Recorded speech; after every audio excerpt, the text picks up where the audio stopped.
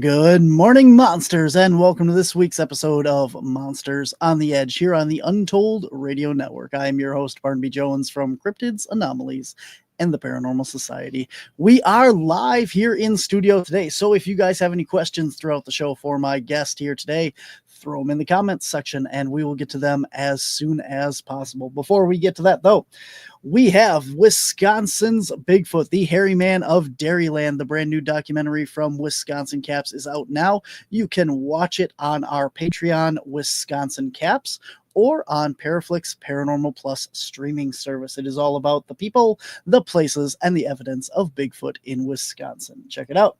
Coming up, guys, if you want to meet myself or my team in person, we are going to be at the Big Muddy Monster Festival in Murfreesboro, Illinois, coming up in June on the 22nd. I am going to be at the Lodi Public Library talking about cryptozoology June 30th. We are going to be in Cedarburg at the library on July 17th. July 19th, we are doing a CE5 skygazing event in conjunction with Wisconsin Public Television and Central Wisconsin CE5. You can get all the information on this and how you can attend this event for free at Central Wisconsin CE5 on Facebook, that group, or at wisconsincaps.com. Click on the public events tab for all the details of that. Then, guys, we are going to be at UFO Days, July 26th in Elmwood, Wisconsin, Silcon in Gaze, Illinois in September, Van Meter Visitor Festival in September, and, of course, the Neenah Public Library for a paranormal presentation and paranormal investigation of the Neenah Public Library. Going to be a great time as well. Then, guys, next year we head to Cape Girardeau, Missouri for CapCon in April. and Fond du Lac, Wisconsin for CapCon Wisconsin in May. So a lot of great stuff coming up here from Cryptids, Anomalies, and the Paranormal Society. Make sure you head on over to wisconsincaps.com, click on all of our social media and our public events pages for all the details. Good morning, Lee Warner, and everyone in the comments section, Kim as well. Thank you for joining us. We are live, as I said, and without any further ado, let us welcome our guest for today.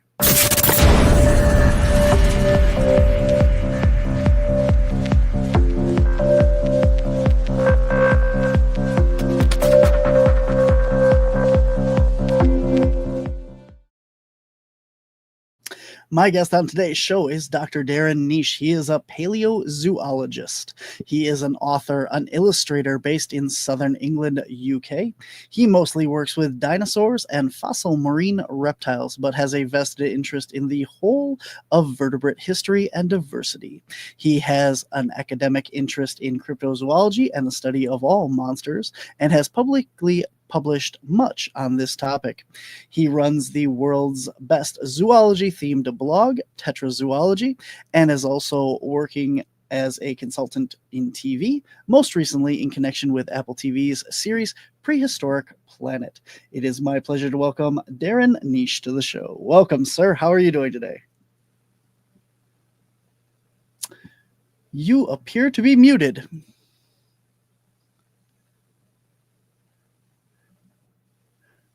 Check. Is that any better? Oh, wow, great start. Yeah.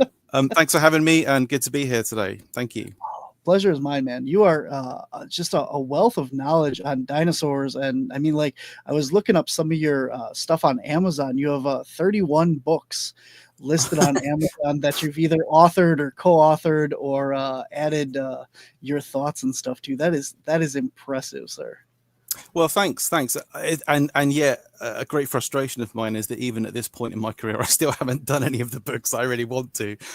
I had this like sort of dream list of books that I just need to put time aside to actually get done. I'm sure I'll do them one day. But yeah, I've sort of made a living for a couple of decades as a consultant and author, contributing mostly to children's books. But I've done a few dinosaur themed books that I'm very proud of, and I know from discussing with much younger people than myself that they've been pretty influential. So yeah, it's something I'm quite pleased.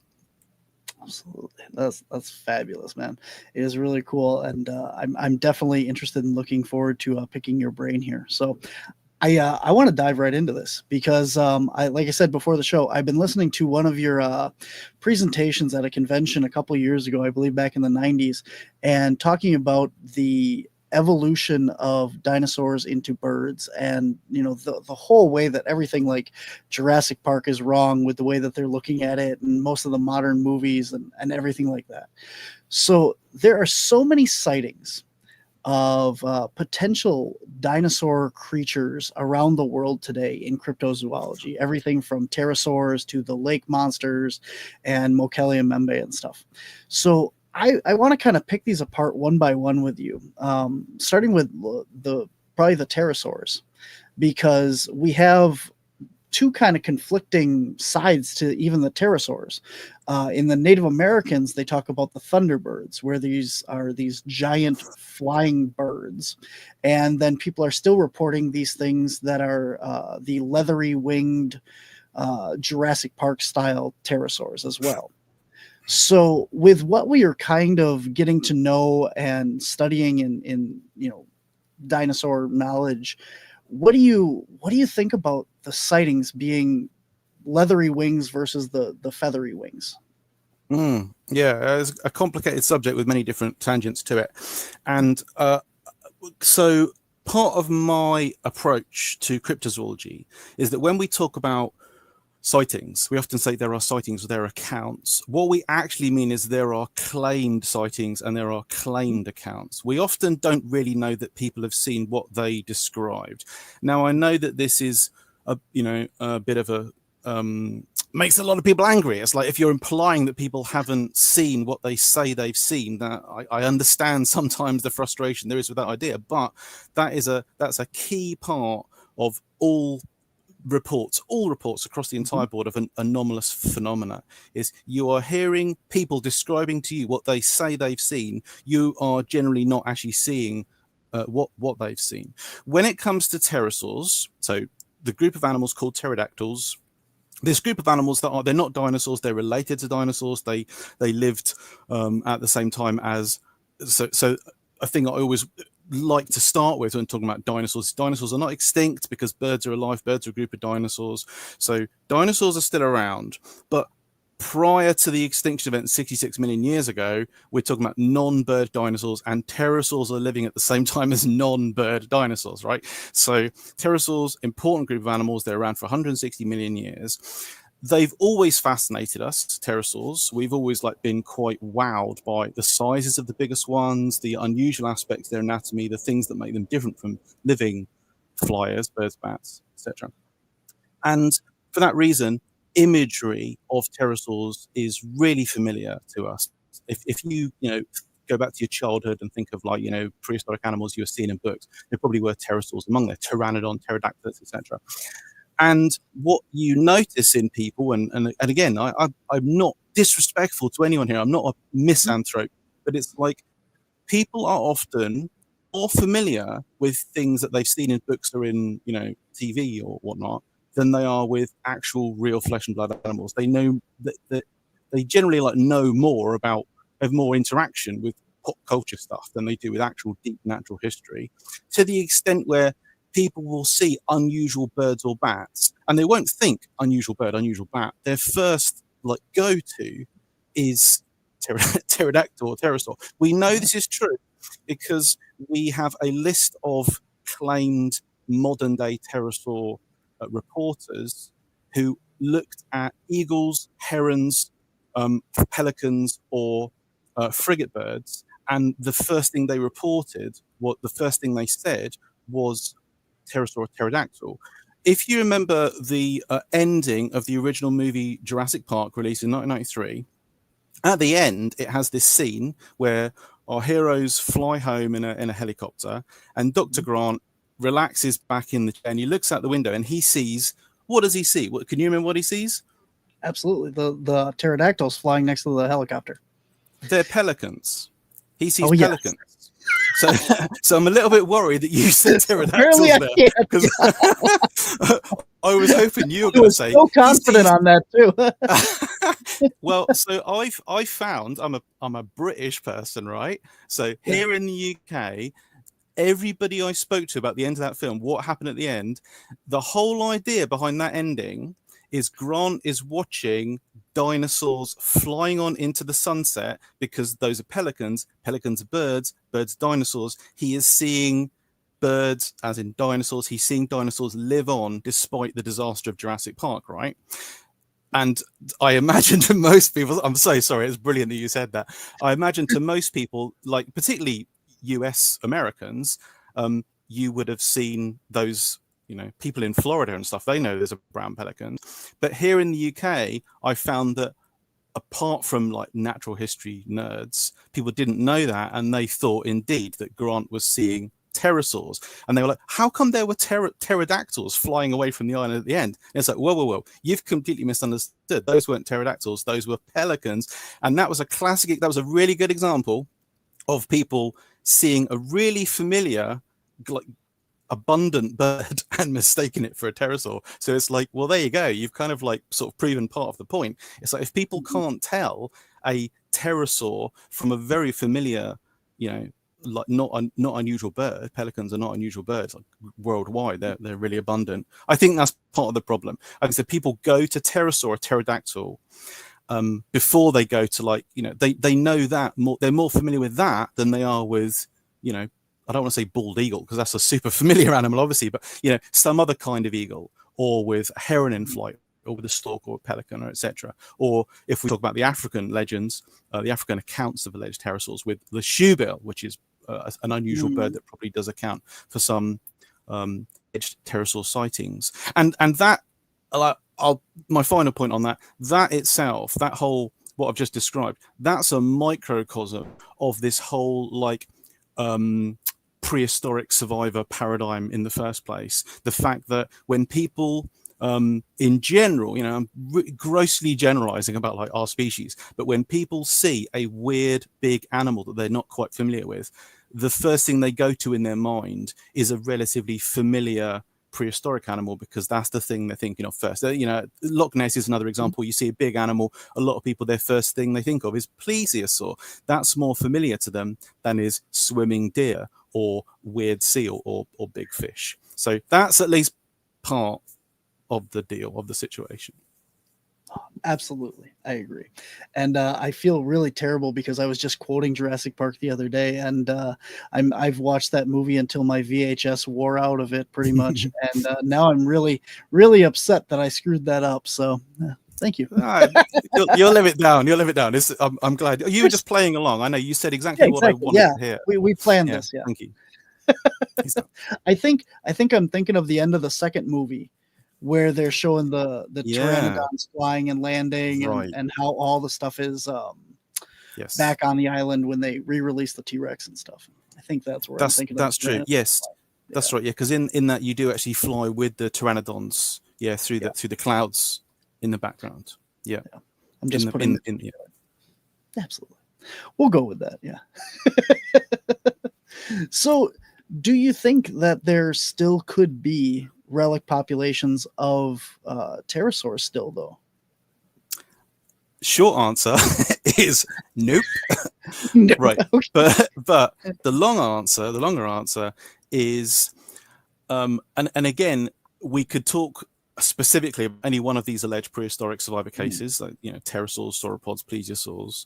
There's a whole list of prehistoric mammals that have also been theorized to life by cryptozoologists.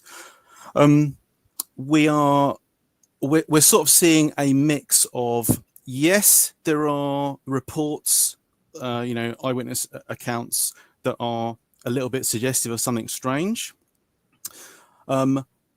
I think that we tend to see them reported by writers that want to sensationalize them.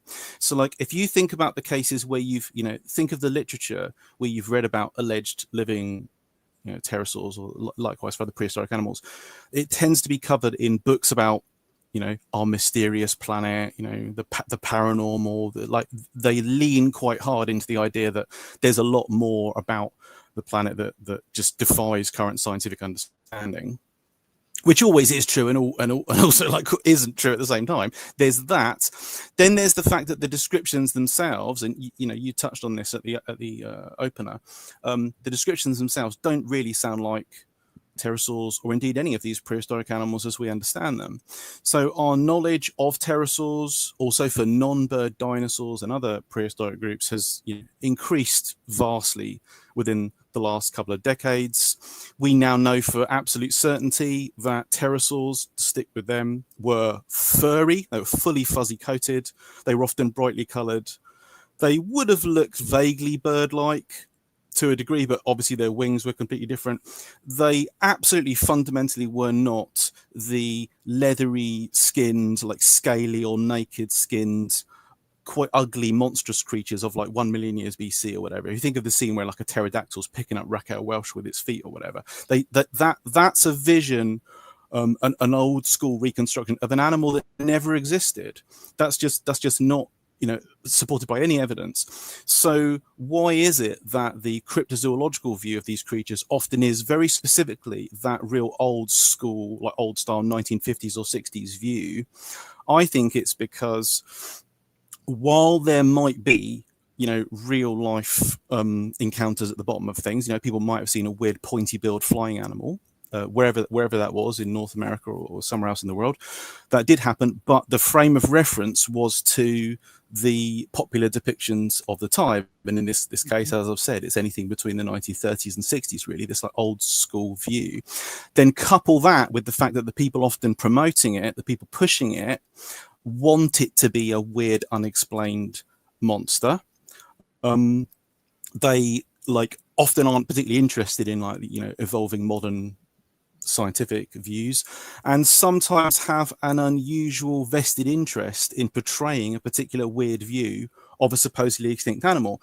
And when we attach this, when we discuss this within the context of alleged living pterosaurs and alleged living sauropods, we can't ignore the fact that we have this influence from creationists. Now, to start with, before I drill down further into that, I think it's also interesting that the people that are most well known for promoting cryptozoological views of prehistoric survivors, so your researchers like Bernard Hoovermans and Ivan Sanderson and John Keel and so on, these classic authors, when they were writing, they were generally like decades out of date on the scientific stuff they were reporting. So Hoovermans, and for that, I'm sure you know a lot about Bernard Hoovermans. So it's disappointing that a lot of people that consider themselves cryptozoological researchers aren't familiar with the writings of people like that.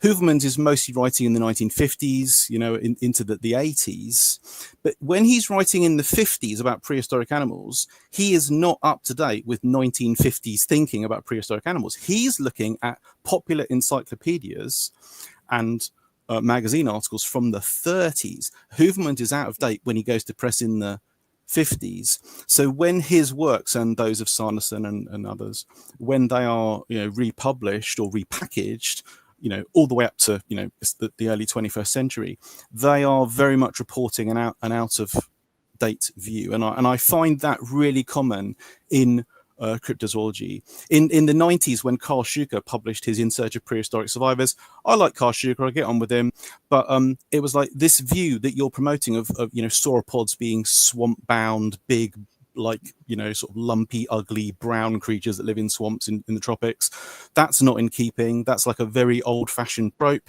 This view of pterosaurs, they're kind of leathery skinned, ugly, like naked, dark, nighttime creatures that dig up graves and so on. That also is a very sort of old school view that's not at all in keeping with what we've currently understood about science. And the fact that we have, as I've said, a few quite vocal creationists that have attached themselves for their own specific personal reasons. They've attached themselves to an interest in cryptozoology. They want to see, I think, that old school view of pre-modern science take on these animals promoted. They aren't really happy with the view that modern science has, because obviously it's evolution is integral to everything we understand about fossils, and they also are, deliberately promoting a very old school view, because that's what you need if you're claiming that these creatures have survived from prehistory without change. We know that some of the creationists, Jonathan Whitcomb is the main guy behind the writings on the Ropen. Bill Gibbons is the main guy behind the writings on the Kilimabembe. We know that they have specifically said in their writings that they want Ropens, modern day Van Meter visitors, etc., Kilimabembes, etc. They want them to be discovered today because ... they would prove evolution wrong. So it's like they want them to be these like old school visions from decades past. And of course it would be there would be an ironic twist if we did discover a living pterosaur and then found out that it was fundamentally different from like any of the fossil ones because it had undergone evolution. That would be a hilarious irony. But no, the evidence. I've gone a long way away from talking about like what the evidence indicates in the first place. But so just to finish with that, these long gaps that we have in the fossil record, so they are meaningful. I shouldn't say long gap. This absence that we have for these groups from the fossil record does mean something. You can't ignore this. You can't, and we can get onto coelacanths if you want, because the coelacanth analogy does not work when it comes to animals like pterosaurs and sauropod dinosaurs. But the fact that the fossil record for pterosaurs, likewise for some of the other groups we're interested in, the fossil record stops at a certain point. All indications are that group of animals became extinct. When we then have no compelling evidence for their persistence beyond that, that is evidence for absence. We must have some record if we're going to take seriously the idea that these creatures might persist. And disclaimer, like as an honest scientist, and this is true for all of the everyone, all the scientific researchers I know, we never say absolutely 100% no, absolutely there's no chance that pterosaurs have survived the present, sauropods have survived the present. Like, that's not scientific.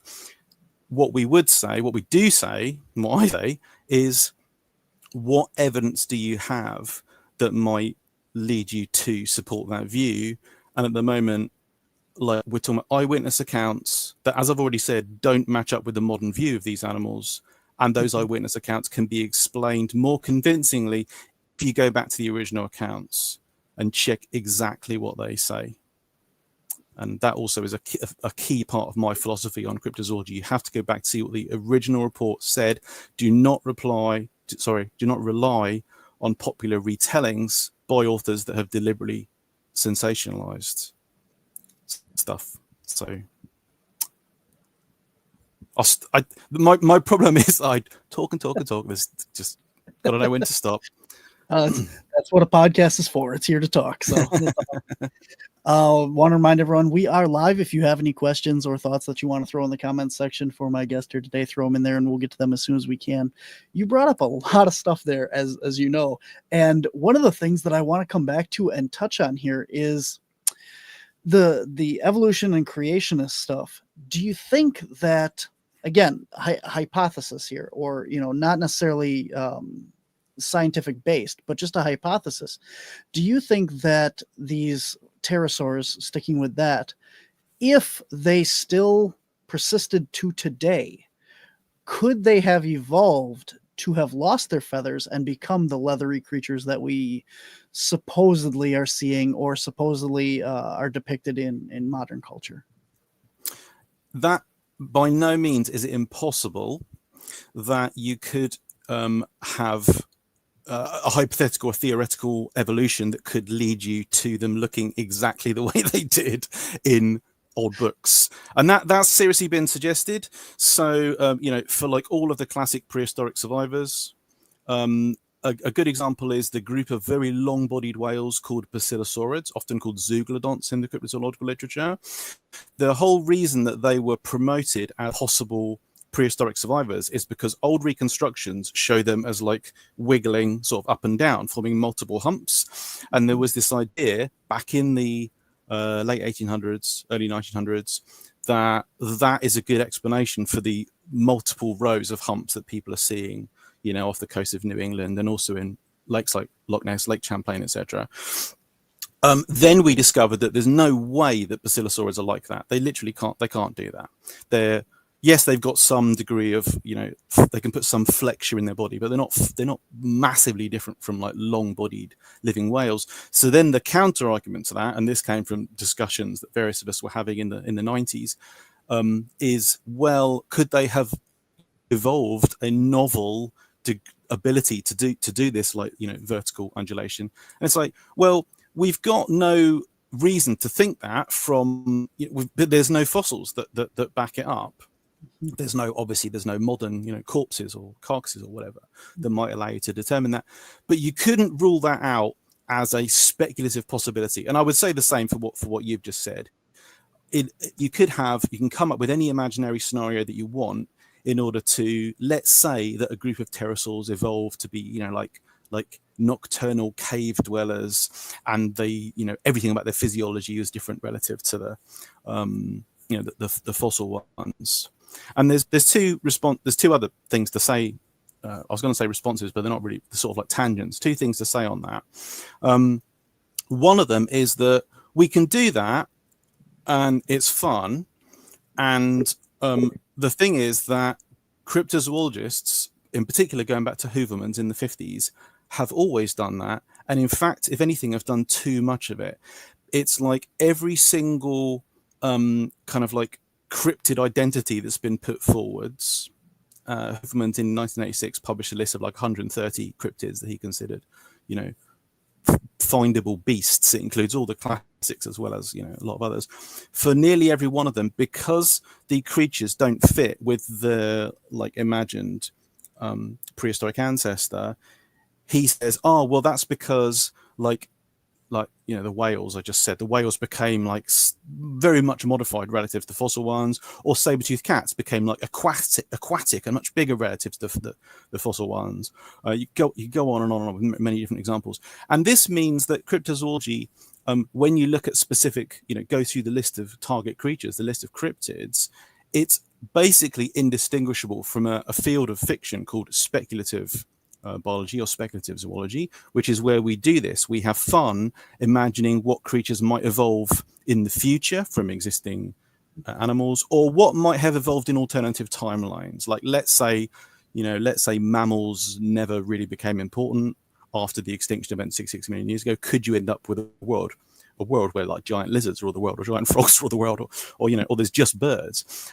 Cryptozoology then moves into that wheelhouse, which is fun, but it's like it obviously cryptozoology already has an image problem in terms of like how people see it scientifically. You'd then be taking it even further away from science than it already is. So there's that, and I've written about that. I did a whole book on that with a bunch of other people in 2014. It's called the Cryptozoologicon. I also wrote about this in there's an article in 14 Times I did, can't remember when, probably about same time, 2014, 2015, called Speculative Zoology, and it drills down into that aspect of the field. And the second point, and this should be briefer, is that in order to come up with a speculative scenario, as you've just proposed and I've just discussed, we should imagine that, let's say we're going to invoke pterosaur survival beyond the end of the Cretaceous, right? So if we're going to do this, and we're going to do this like a scientifically, with the minimum number of assumptions that we can, we're going to make it like as scientific as we can. We have to look at the kinds of pterosaurs that exist at the end of the Cretaceous 66-ish million years ago, and which pterosaurs are they? And it turns out that a lot of the groups that are around at specific times in history, it's not just everything. It's not a smorgasbord of like all the diversity within the group you can imagine.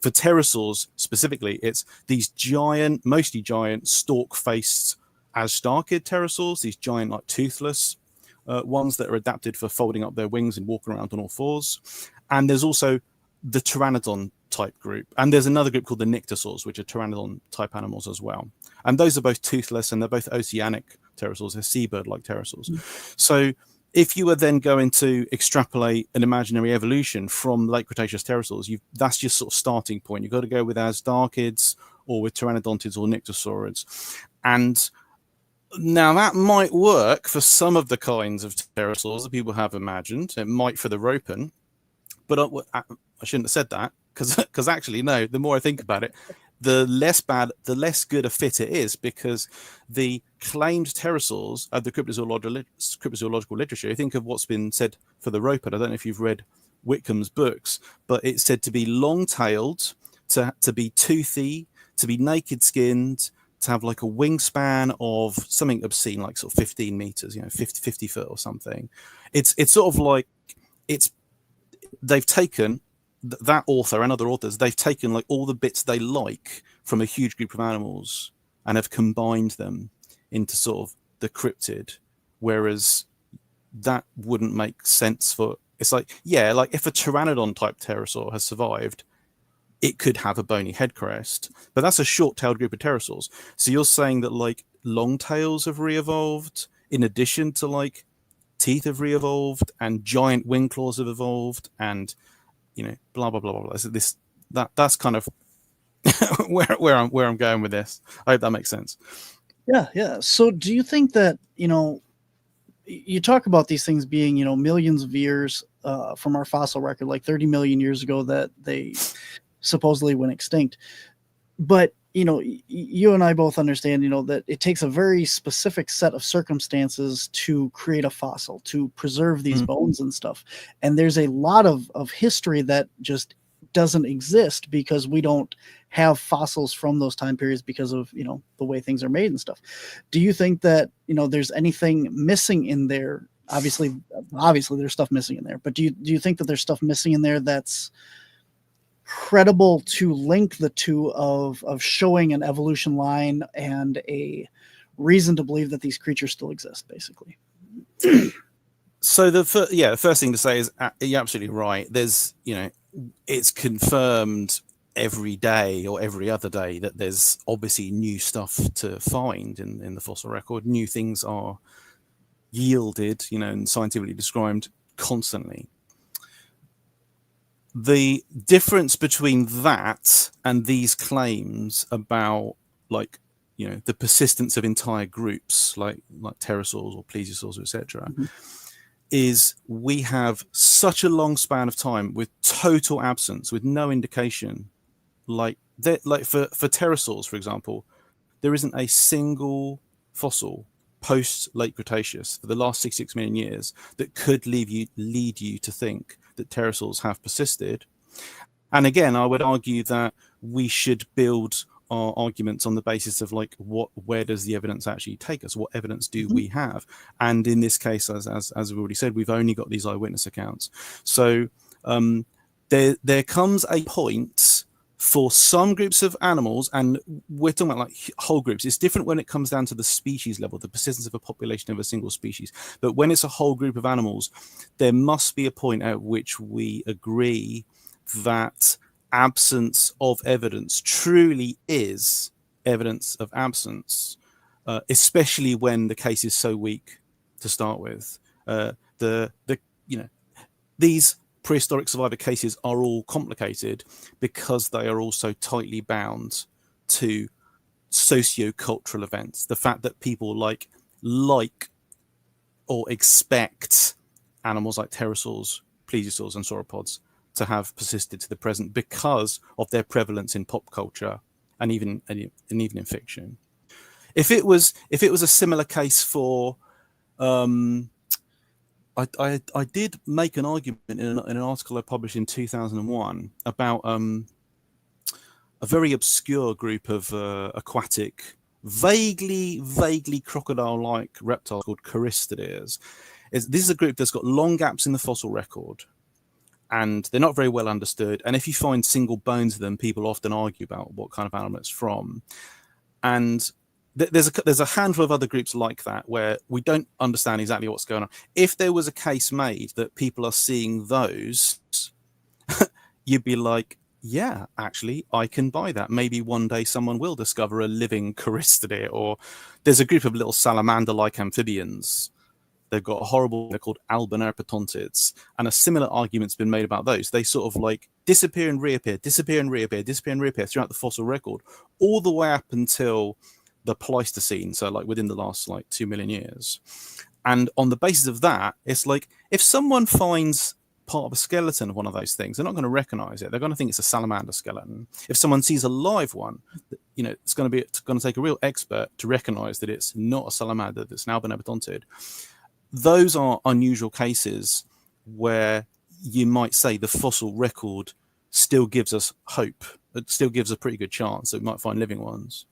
But for familiar, well-studied groups with a long and good fossil record, and where the only evidence in air quotes, the only evidence that's used to support their persistence is vague eyewitness accounts that aren't convincing anyway, then yeah, I'm about as skeptical as you can be, to the extent where I reject the idea. I don't think there's no chance people are seeing live pterosaurs, and likewise for plesiosaurs and sauropods.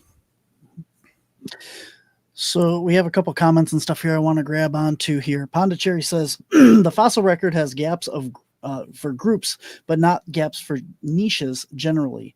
That's something I think isn't made clear in the discussion of this sort. And then he goes on to say, immediately after pterosaurs disappeared, big flying animals appeared and filled those niche. Same with dinosaurs, sauropods disappeared, and giant mammals emerge not even 5 million years later. What are your thoughts on that? I really like these comments. Thank you very much. Yeah, they very much agree with points I have made. I've made it myself as it pertains to big African land mammals.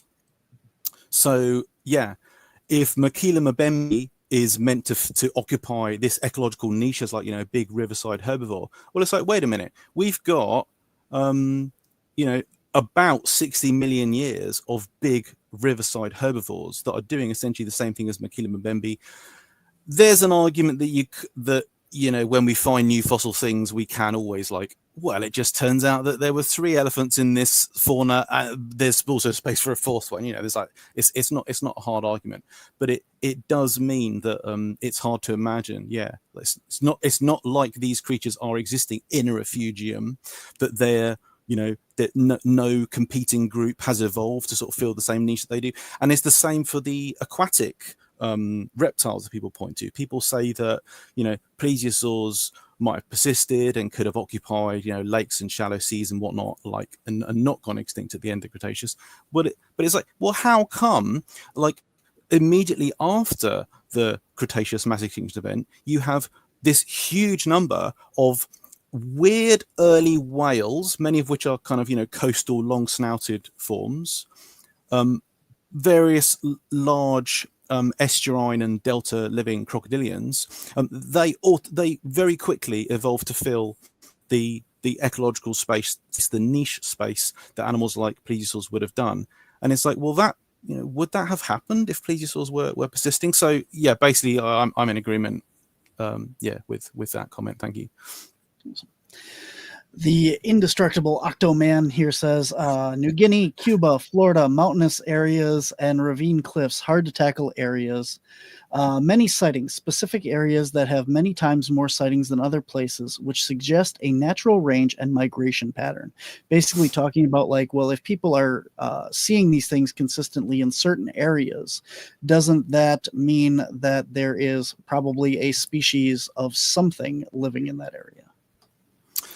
Yeah, so here I would say, number one, go back to the individual reports. Are they consistent enough? Are people definitely describing the same kind of creature associated with a specific area? And I'm not convinced that's true for any of these creatures. This is certainly not true for the Makila mbembe and the other alleged dinosaur-like cryptids of the Congo, Emelanatuka, Mbilu, and the couple of others. They are described if you came up with a list of sort of all the things that people associate with dinosauriness or prehistoric reptileness, every single one of them is reported in alleged Makila mbembe encounter. People are not consistently describing the same kind of creature. And the second thing I would say is that there's a difference between, I think it's quite easy when talking about cryptozoology to come up with kind of what ifs, what if area X, sorry, I shouldn't use area S because of the Bigfoot connection, but area Z, is a specific, it's the right habitat for this kind of creature. So, well, yeah, maybe that's viable, but is there evidence to actually support that hypothesis? And at the moment there is not. So all these claims about Makila mbembe being associated with the Congolese region, the roping being associated with certain parts of New Guinea, and so on and so on, basically, we don't have evidence that supports, that view, I think. Now, I've heard, I try and keep up on, the latest paleontology and all that stuff, and, but I'm obviously not as well versed as you. So when I've heard about these creatures, I've heard the raptors, the T-Rexes, and those style dinosaurs, and again, even the pterosaurs and stuff have been described as having feathers or light fur and stuff. But when you're talking about the stegosaurs and triceratops and the sauropods and stuff, again, Makila mbembe in specific here, are those also being described now having fur or feathers of that nature? No, they're not. The creatures that people report that are discussed within this living dinosaur context are still entirely old school looking dinosaurs. So even there's claimed accounts from a few places. I think the American Southwest, I can't remember which state, but there's claims of I try and avoid using the word raptor when talking about non-bird dinosaurs, because raptors are hawks and eagles, and it's now really confusing that you have these two, but whatever. There's people describing velociraptor type dinosaurs from places like, I can't remember, let's say Arizona, but they are not describing the look of these animals as we understand them. They're describing 1950s or 60s a take on these animals that's this lizard like scaly thing. our current understanding scientifically of which groups of dinosaurs were fuzzy or feathery or furry, we strongly disagree on this subject. We know with absolute certainty that theropods, that's the group that includes predatory dinosaurs, including birds, we know for sure that smaller bodied, like less than human sized members of that group are feathery. Some giant ones, as in like T-Rex sized animals, were fuzzy or feathery as well. But in the other dinosaur groups, so the ornithischians, that's the group that includes stegosaurs, triceratops, etc. Smaller ones, small bipedal ones, were fuzzy coated. The group that includes sauropods, we really don't know. We do suspect that really small ones, maybe babies and small-bodied species, early kind of bipedal ones, might have been fuzzy. But obviously, you know, the actual sauropods, the gigantic long-necked ones, they are absolutely certainly not fuzzy or feathery or anything like that. But yeah, I would stick with the point that alleged eyewitness accounts are still describing an old school look for this, even when that comes to velociraptor type animals. Interesting. Yeah, I wasn't really concerned with like the reports, but more of what science believed the skin type would be. But would you consider like Triceratops, Stegosaurus, sauropod type dinosaurs to be more like what we consider modern day elephants or rhinos, where they kind of have like sparse hair or long like bristly hair like a pig or something, as opposed to the more furry or feathery? All right, gotcha. Sorry, I misunderstood. No, yeah, right. no. So those dinosaurs are entirely scaly skinned. So interestingly, comparing them to big naked skinned mammals like elephants and rhinos and such, dinosaur skin, because in the big ones it's entirely scaly, like the level of detail and what actually is happening on their skin surface is quite different from the cracked, fissured, wrinkly skin of big mammals. It's possible that we're not sure where the transition fits in terms of body size. It's possible that in a group like the horned dinosaurs, that if, say, you had like a pig-sized species or a human-sized species, that could have indeed been bristly, could have had, you know, bristles growing off some of the scales or on its hands or feet or the end of its tail or whatnot.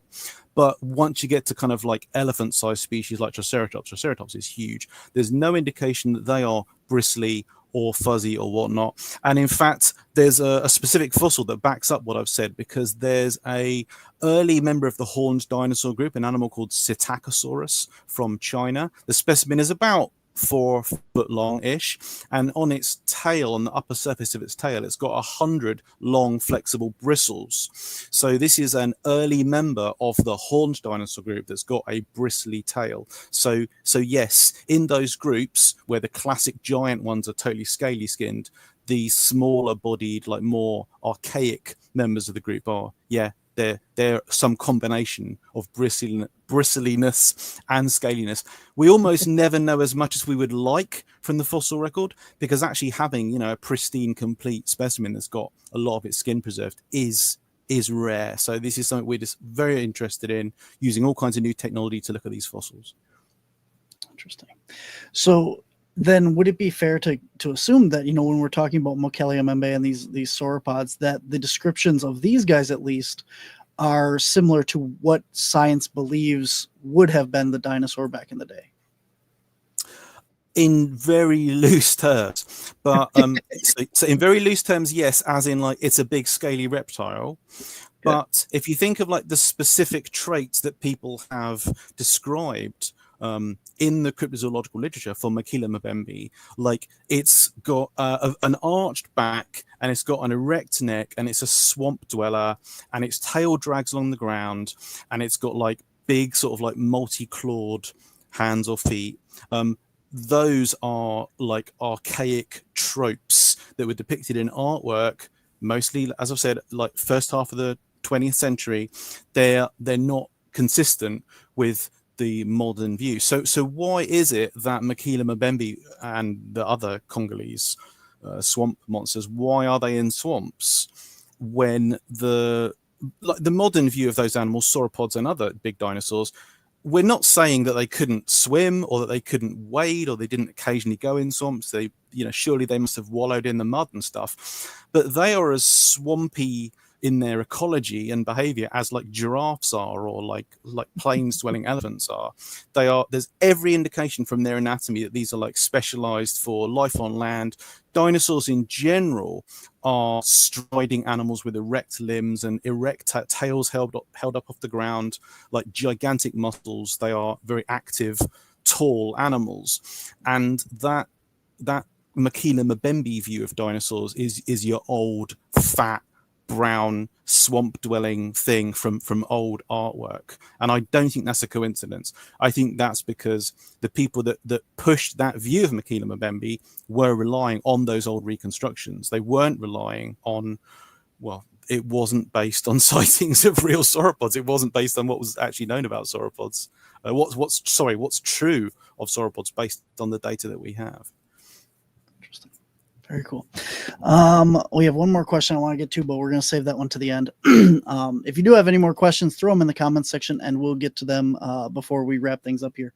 Real quick here, I do want to touch again on like the Loch Ness monster and some of those things, because there's a big misconception, as I'm sure you know, that the whole fact of these things supposedly being plesiosaurs and raising the neck out of the water and looking about. From what I'm understanding of our viewpoint of these creatures is the plesiosaurs and those type of creatures weren't able to raise their necks. They were very straight and more to the side, back and forth motion of their necks instead of the ability to raise it. So I wonder if you can just kind of touch a little bit on that and the thoughts on that. Yeah, no, you're basically right. I mean, our current thinking on plesiosaurs, even a short-necked plesiosaur has, there's a group of plesiosaurs that have got relatively short necks, only air quotes, like 20 vertebrae. We've got 7, and they've got kind of big crocodile-like heads. I don't mean those guys. That's sometimes called palaeozoologist. If you think of I have a massive selection of toys with me, but I don't have a plesiosaur to hand. But if you think of a plesiosaur that doesn't have a ridiculously long neck, it still has like 22, 23 vertebrae, and you only have to have, say, 2 or 3 degrees motion between the adjacent vertebrae for the whole neck to be put in, quite a lot of curvature. And as you've said, the indications from the necks, I don't agree with the view that the necks were stiff. I do think they could bend the necks a lot, but most of that bending is side to side and also downwards. So this, like, old-fashioned, that they kind of could adopt a sort of swan-like pose and have the neck like vertical and the head at a strong angle, that is contradicted by the anatomy, and it's also contradicted by physics. So it's been worked out that due to the mass of the neck, if you actually imagine yourself in water and you try and raise like a long object, you can do it with your own leg as one of the biggest objects that we have to hand, and also like a pole or something, that causes you to sink down due to the physics of displacement.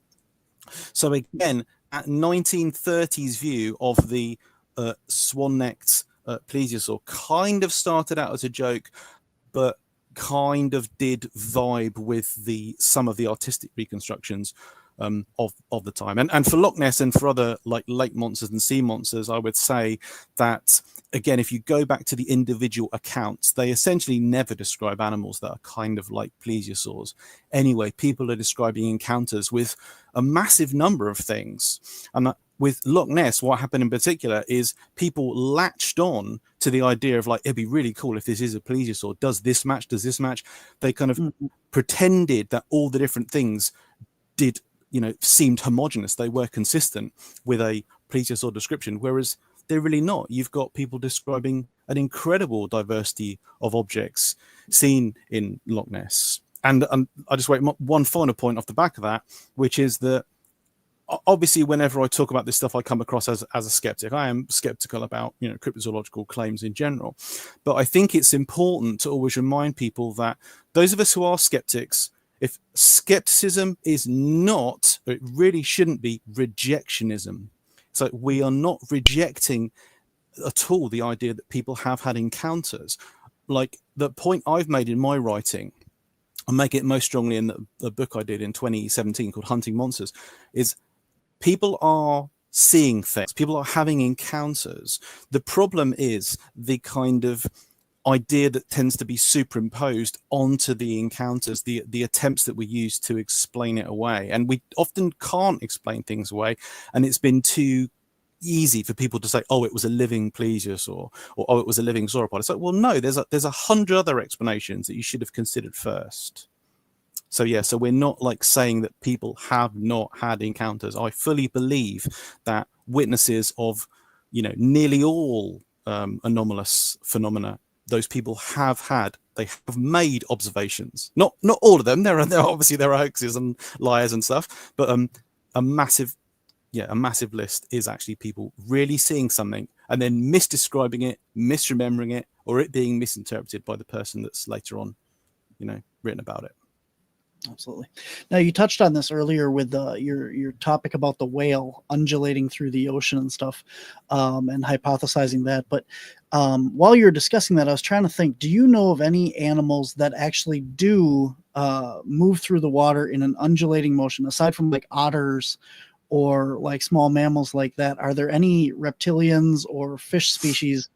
Because to my knowledge, most of them swim side to side and have that motion. But is there any of them that would, you know, like eels, for example, are always, you know, compared to what could be in Loch Ness, and that's what people are seeing. But eels, again, undulate side to side and not up and down in the water. So is there anything that you're aware of that does hump like the creatures that are described? Yeah, basically no. I mean, this has been discussed quite a bit in, you know, in efforts to explain eyewitness accounts as like, do they match with the known creatures? There is this long argument, which again, Hooverman's covered it extensively, as did authors that followed him. In talking about vertical undulation, the argument is, well, that's only seen in mammals, so therefore vertical undulators. If people have actually seen animals that are doing that, that has to be explained by a mammal. A paleontologist called Eric Buffeteau, who during the 80s and 90s published an awful lot on fossil relatives of crocodilians, he said that there's a group of highly marine, they're not crocodilians, but they're members of the crocodile tree of life, the crocodile branch. They're called Thalattosuchians. And he said some Thalattosuchians might have been vertical undulators, but we're talking about an more arching its whole body. We're not talking about being able to put like, you know, 2 humps, let alone, you know, 5, 10, 15.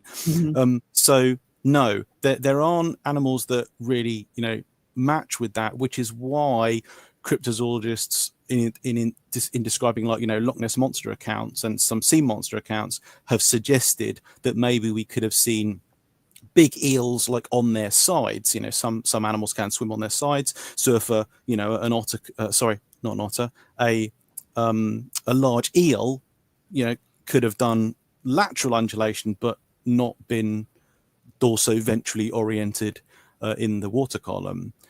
So there aren't animals that match it. But then the most recent interpretations of multi-humped observations, and this has just been covered in Adrian Shine's book, A Natural History of Sea Serpents, which you absolutely must get if you're interested in aquatic cryptids. Again, go back to the original accounts. They aren't clearly descriptions of animals. They are people describing other things. And I've been to Loch Ness on multiple occasions. I've seen multiple undulating humps on the surface of Loch Ness, and they were waves caused by, well, they're part of boat wakes. They can look solid. They can look like inky black, properly, truly black and solid. They can persist for a long time, and they can be seen in some places a long time after the ship has moved away, as in a long time, as in like an hour. And, you know, which multi-humped vertically undulating, you know, monster accounts are there? The most familiar are the Gloucester Bay accounts from New England, Gloucester Harbour, and Shine makes this really good argument that was actually people seeing it wasn't a coincidence that they were reporting those at the first time that iron steamships, paddle steamers, were plying the coast. Literally the first time those ships like existed. So people were seeing an entirely new kind of wake effect. They hadn't seen this before. And that explains, I think, so many weird things about those reports. People in boats went out to those waves, and they were they didn't think they were waves; they thought they were humps. They went out to those humps, and they were like, "This is unbelievable. There's no trace of a creature here. Where could it have gone?" It's because there's a good case to be made that they weren't seeing an animal. Absolutely. That's interesting. I know a lot of the Loch Ness reports obviously started right after the new road was put in around Loch Ness as well. So you had a lot more people coming into that area to allegedly. That's what the Loch Ness monster books say, but it probably is not accurate. Yeah. I mean, the Loch Ness monster, remember, it's a phenomenon at a time when the journalists that report the stories are desperately looking for interesting and fun things to write about. So this is the same for Cadborosaurus off the Pacific coast. They don't want to keep on filling up the newspaper with stories about looming war and the really bad stuff that's going down in the global economy and about Hitler's rise to power. They want to talk about fun stuff. And Archie Carr, the journalist who's famous for, I'm switching the subject from Loch Ness to Cadborosaurus, but Carr, who writes about, he's responsible for coming up with the concept of Cadborosaurus, Cadboro Bay, British Columbia.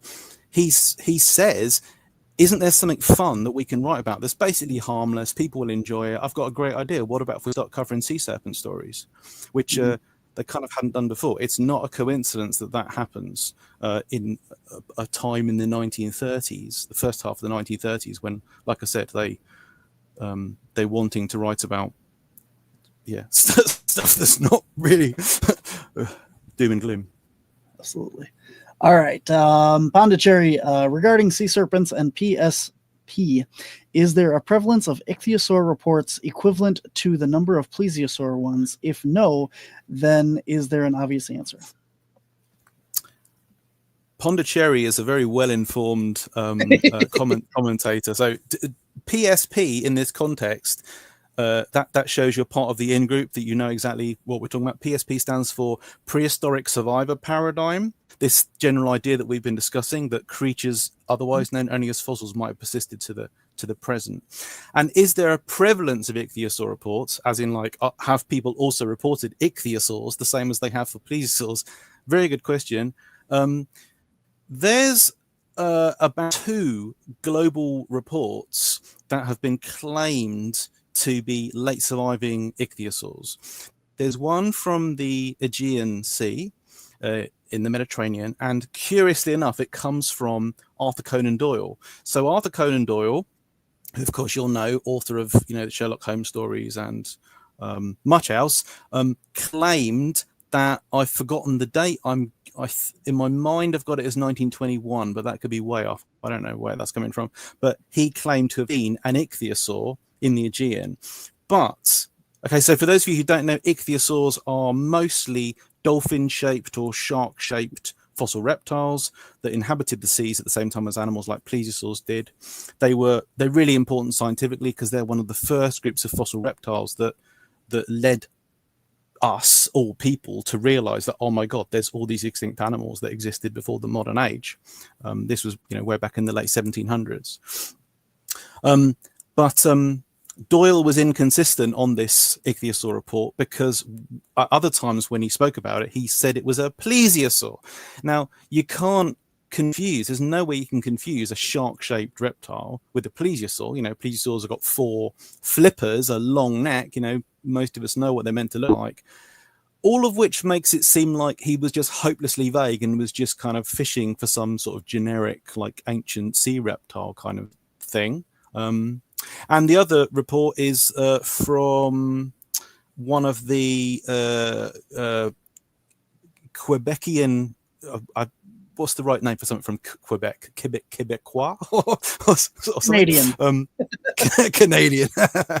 I'm trying to be all correct and using the right provinces. One of Canadian lakes, Jean-Michel Mazin, who wrote this really influential book in the late 80s called... I don't know the original French language title, but it's translated into English as Lake Monster Traditions. And that basically describes all the kinds of monsters that Canadian people claimed they saw in those lakes, and one of them is like an alleged ichthyosaur type creature. So that's that's basically it. There's nobody pushing the idea of like ichthyosaurs surviving to the present. But to finish on this, one kind of explanation for that you could come up with, if you're like a living plesiosaur proponent, you could say that the idea of ichthyosaurs surviving isn't scientifically reasonable anyway, because the fossil record, so far as we can tell, shows that ichthyosaurs did not persist to the end of the Cretaceous. Now, I don't know how well known this is, but most people that are scientifically informed, about this extinction event 66 million years ago, end of the Cretaceous, the one that killed off dinosaurs excluding birds. But that's only one. There's multiple extinction events throughout history.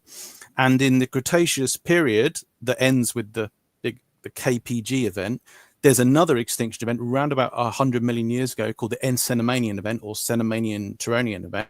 It's a bit mysterious as to what actually caused it. It's mostly an event in the oceans. It caused like massive die-offs of like whole groups in the oceans. And ichthyosaurs appear to have gone extinct at that point. So they're extinct well before the end of the Cretaceous. For reasons that we're not quite clear on, plesiosaurs survived that extinction event and did very well until the very end of the Cretaceous, but ichthyosaurs did not. But I would say that if ichthyosaurs, so we shouldn't expect post-Cretaceous ichthyosaurs, but living alongside the plesiosaurs were the mosasaurs, a group of gigantic marine lizards. If you're going to have plesiosaur survival, you might expect mosasaur survival. And of course, I'm painting myself into a corner here because cryptozoologists have indeed suggested that mosasaurs might have survived and might explain some modern day sea monster sightings. The things taking bites out of sharks. Yeah. All right, Max would like to know, just a pure fun question. What do you believe is the most likely Mesozoic animal to survive into the present day? This isn't to say that you actually endorse it, but and this is not counting birds before we go down that route. So yes, good one. Yes, good save. Yeah, thanks, Max. Yes, excluding obviously the many things that have persisted. We're looking for a group that we don't think survived, but what I think might have survived. Well, and also like there's various answers that are quite boring, like when we say that birds survived, it's not just like all birds survived. It's actually at the end of the Cretaceous, there's like 15 groups of birds, and sort of 4 of the groups survive, and they're the ancestors of the groups that then do well in the post-Cretaceous times. So it would be cool if like one of those other groups that didn't survive made it through, but that's not what you want to hear, because then that's just another group of birds. Like, I really wish that Hesperornithines survived. Most people aren't going to know what Hesperornithines are. They look kind of like loons or grebes. They're flightless, large-footed divers and swimmers. The biggest of them were like as long as a person is tall, but there were small ones. There were sort of like, mallard-sized ones. It would be cool if they made it through. Some of them had teeth, so that would be great to have toothed birds persisting to the present. Then you could say the same for mammals. There are many mammal groups that died out. You could say the same for lizards. There are lizard groups that died out. But those aren't the sorts of answers that people want. Well, like, I would like it if one group of... So this actually ties to cryptozoological scenarios. In the groups that people have wanted to survive to the present, and we've been talking about pterosaurs and plesiosaurs and whatnot, the animals that people mostly have in mind when they're thinking of the modern day, the ones that have survived, they're thinking of the superstars. They're always thinking of the biggest and most famous of the group. So in plesiosaurs, and I could say the same for any one of these groups of animals, but let's stick with plesiosaurs. People have mostly been thinking about a group that includes truly gigantic and incredibly long-necked species. There's a group of plesiosaurs called the elasmosaurids. But this was just one of multiple plesiosaur groups.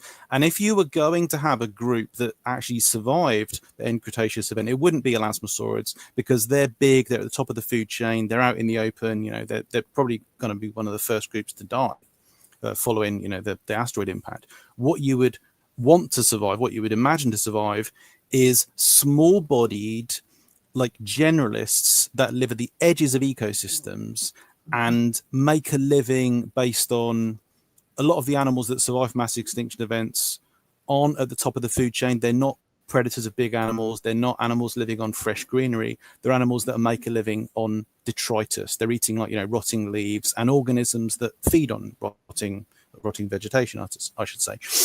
So if there was a small-bodied group, small-bodied as in less than sort of 5 foot long, estuarine or lagoonal plesiosaurs, that were making a living based on eating detritivores, they eat snails that themselves eat rotting vegetation.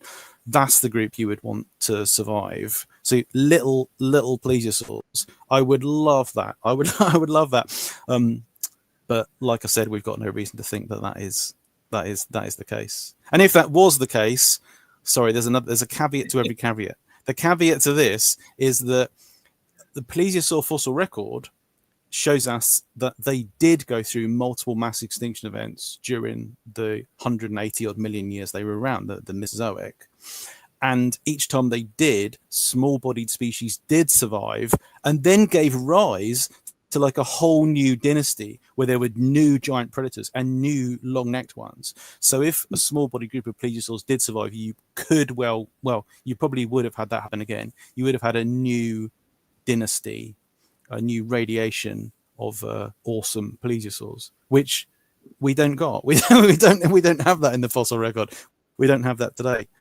But I wish that was so. That would be very cool. Awesome. We have 2 last questions here in the comment section, and I'm going to wrap it up here. Then you've been absolutely generous with your time, and I want to get you out of here as soon as we can. But one more question here from Max. He says, with Sir Peter Scott believing in the Loch Ness monster, did Scott believe in any other cryptids, and B, did Scott's belief in Nessie influence others to believe in it? Brilliant question. Again, Max is showing a good degree of being informed on this subject.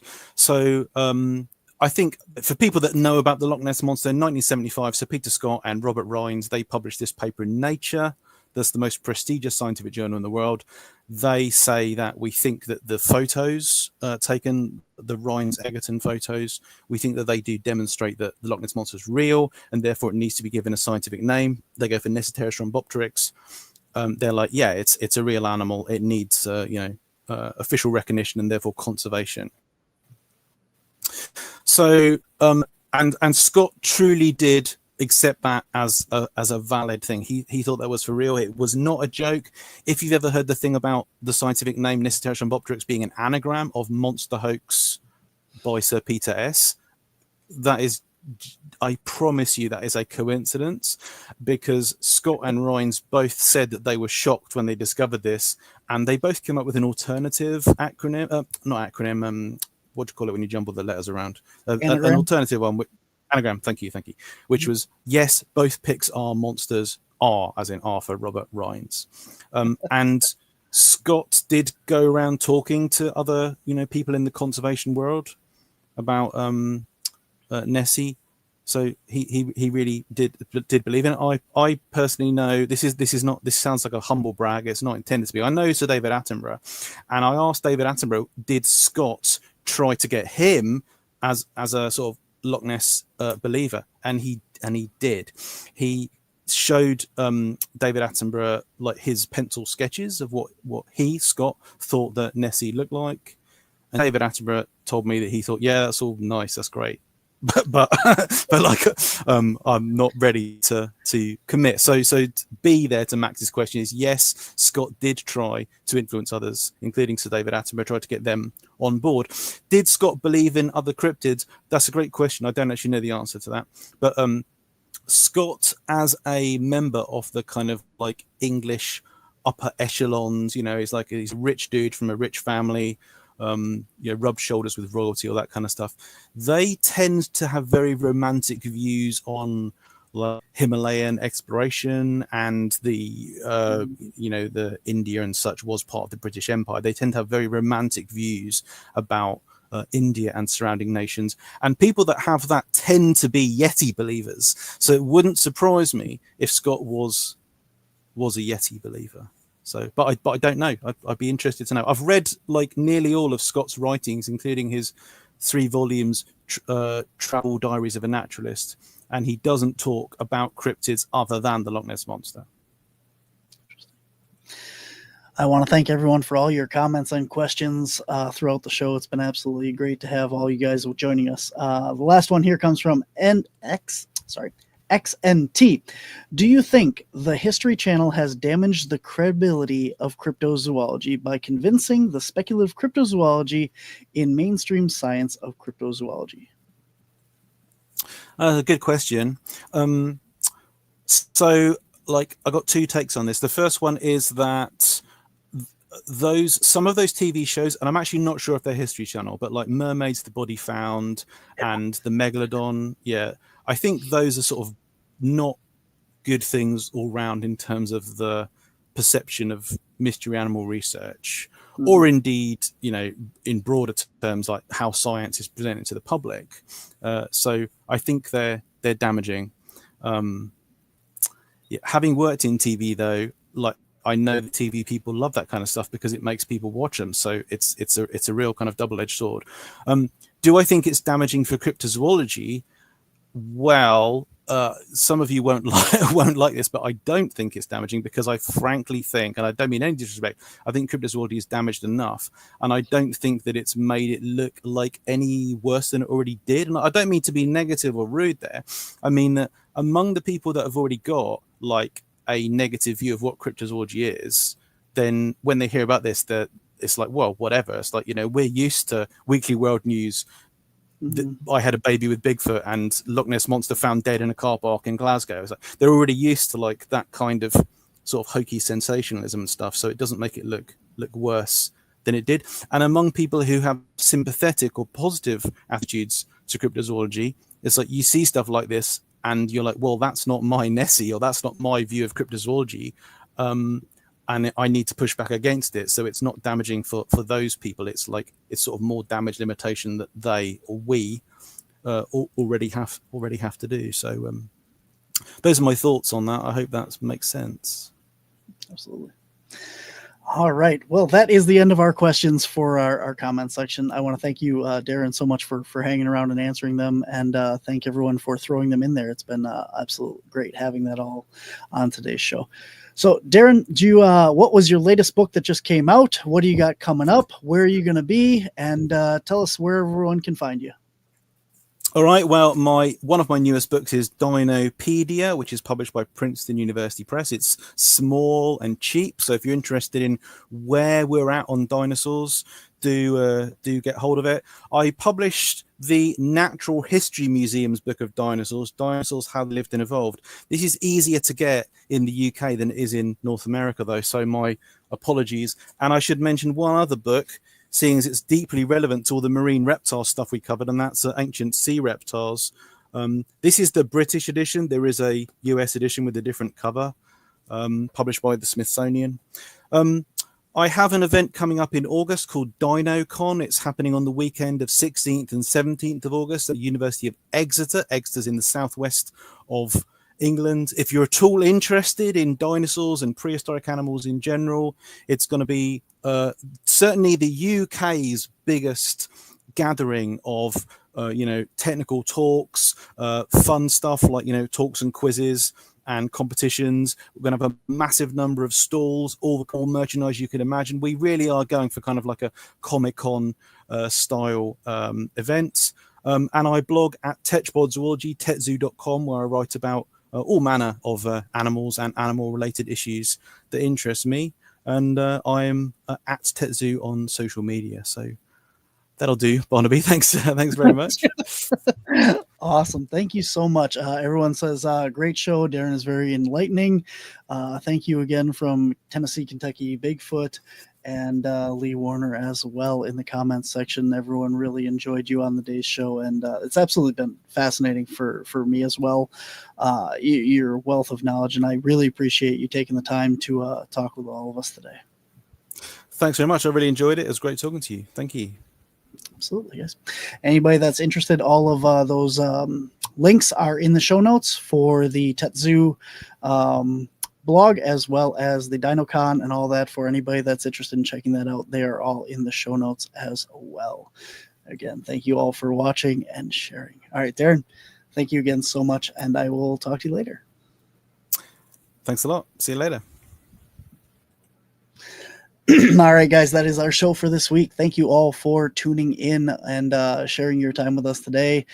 Make sure you head on over and check out all the show notes and stuff for all the links for all of Darren's work, and head on over to Amazon or your chosen platform for getting your books, and pick up some of his books. As we said, there's over 31 books just on Amazon, with Darren as credit to working on or contributing to or publishing. So lots of cool stuff from that, including some cryptozoology and dinosaurs and sea creatures and all kinds of stuff. So thank you all for tuning in today. Make sure to like, subscribe, and join all things here on the Untold Radio Network, as well as my team's cryptids, anomalies, and the Paranormal Society. Until next time, guys.